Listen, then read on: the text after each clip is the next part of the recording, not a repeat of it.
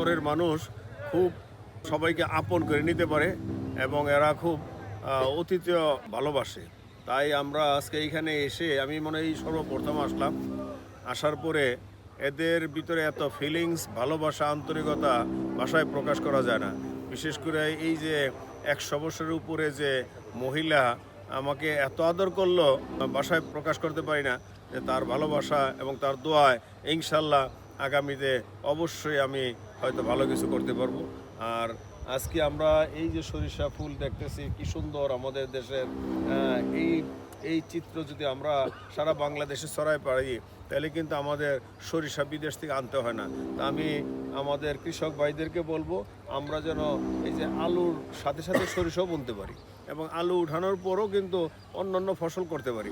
আমরা কেন শুধু একটাই ফসল করি আর অন্য ফসল করি না? আলুর সাথে সাথে আমরা সরিষাও করবো। সরিষার তেল আমাদের খুব উপকারী হয়, সরিষার তেল আমাদের খাওয়া দরকার, তাহলে কিন্তু আমাদের বিদেশ থেকে আর তেল আনতে হয় না। তাই আমি অনুরোধ করব আমরা যেন সরিষার চাষ বেশি বেশি করি। সবাইকে ধন্যবাদ।